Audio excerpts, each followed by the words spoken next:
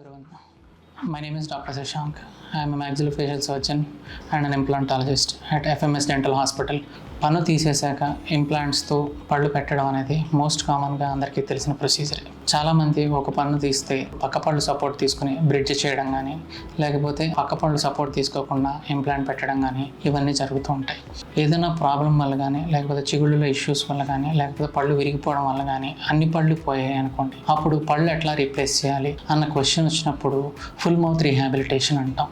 అపర్జాలో పన్ను మొత్తం అన్ని పోయినాక మ్యాక్సిలరీ సైనస్ కిందకి జరిగిపోయి ఈ ముందర పళ్ళ సెగ్మెంట్ మధ్యలో మాత్రమే ఎముక అనేది మిగలడం జరిగింది. వెనకాల వైపు వరకు ఎముక లేకపోవడం మూలంగా కూడా మనం పళ్ళు అనేది ఇవ్వలేం. ఇలాంటి కండిషన్ని ఎట్లా సాల్వ్ చేయాలి అంటే, పళ్ళకి సంబంధం లేకుండా ఫేషియల్ బోన్స్లో 2 ఎముకలు ఉంటాయి. జైగోమాటిక్ బోన్, అది చీక్ బోన్ అంటాం.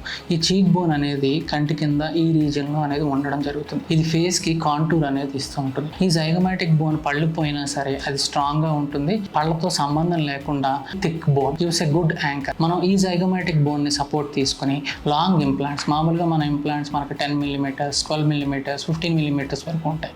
కానీ మనం 50 mm, 55 mm ఇంత లెంగ్త్ ఉన్న ఇంప్లాంట్స్ తీసుకుని ఇక్కడి నుంచి సపోర్ట్ తీసుకుని ఇంప్లాంట్ అనేది ప్లేస్ చేయడం జరుగుతుంది. ఇక్కడ 2 ఇంప్లాంట్స్, ఇక్కడ జైగోమాలో 2 ఇంప్లాంట్స్ పెట్టి 4 ఇంప్లాంట్స్తో పళ్ళు అనేది ఇవ్వడం జరుగుతుంది. దాన్ని క్వాడ్ జైగోమా అంటాం. ముందర పళ్ళ రీజియన్లో ఎముక అనేది ఉంటే ఇక్కడ 2 ఇంప్లాంట్స్ పెట్టి ఈ జైగోమాటిక్ బోన్ నుంచి చెరుకు ఇంప్లాంట్ తీసుకుని అది కూడా ఇవ్వడం జరుగుతుంది. దీనికి ప్రీ సర్జికల్గా సర్జరీ ముందర మనం తీసుకోవాల్సిన జాగ్రత్తలు ఏమిటి? CBCT స్కాన్ తీసుకుని ఈ జైగోమాటిక్ బోన్ వరకు స్కాన్ వచ్చేలా చూసుకుని ఆ జైగోమా విడ్త్ ఉందా, హైట్ ఉందా అనేది చెక్ చేసుకుని మినిమం 7 mm విడ్త్ అనేది ఉంటే సర్జికల్గా ప్లాన్ చేసుకుని ప్రొసీజర్ అనేది చేయొచ్చు. ఈ ప్రొసీజర్ మనకి జనరల్ అనెస్థీషియాలోనే చేయగలం. అడ్వాంటేజ్ ఈ ప్రొసీజర్లో ఏంటి అంటే, ఫేస్ మీద మనకు మార్క్స్ అవేమీ ఉండవు. ప్రొసీజర్ అంతా కూడా నోటి లోపల నుంచే జరుగుతుంది. ఇన్సిషన్ ఇచ్చి చిగురు ఓపెన్ చేశాక ఇక్కడ జైగోమాటిక్ బోన్ని లాంగ్ డ్రిల్స్తో డ్రిల్ చేసుకుని 2 ఇంప్లాంట్స్ కానీ ఒక ఇంప్లాంట్ కానీ ప్లేస్ చేసుకుని అవి దానికి కనెక్టర్స్ ఇచ్చేసుకుని మనం పేషెంట్ని అనెస్థీషియా నుంచి రికవర్ చేసేస్తాం.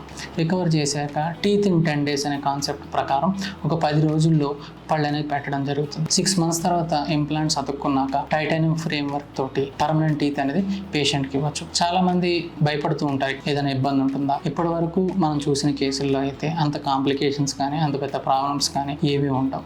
కానీ మనం ముందర సర్జరీ ఎప్పుడైతే ప్లాన్ చేసుకుని ప్రిపేర్ చేసుకుంటామో ఆ పేషెంట్ మెడికల్ స్టేటస్ ఎట్లా ఉంది, షుగర్ ఉందా, బీపీ ఉందా, ఇంకేమైనా హెల్త్ కండిషన్స్ ఉన్నాయా, బోన్ సంబంధించిన డిసీజెస్ ఏమైనా ఉన్నాయా, ఇవన్నీ చెక్ చేసుకుని ప్రిపేర్ చేసుకుంటే it's a relatively safe procedure. Post surgery కూడా పేషెంట్కి కొంచెం swelling, pain, difficulty in mouth opening ఇవన్నీ ఉంటాయి. ఇవన్నీ కూడా మనం యాంటీబయాటిక్ పెయిన్ కిల్లర్స్తో మనం మేనేజ్ చేయొచ్చు. సో టు కంక్లూడ్, అప్పర్ జాలో ఎముక అనేది కంప్లీట్గా లేదు అన్నటువంటి పరిస్థితుల్లో ఉంటే జైగోమాటిక్ ఇంప్లాంట్స్ చేసి మంచిగా టీత్ అనేది 10 రోజుల్లో ఇచ్చి వాళ్ళ లైఫ్ స్టైల్లో మనం ఖచ్చితంగా చేంజ్ అనేది తీసుకురావచ్చు. It's relatively safe and A proved procedure.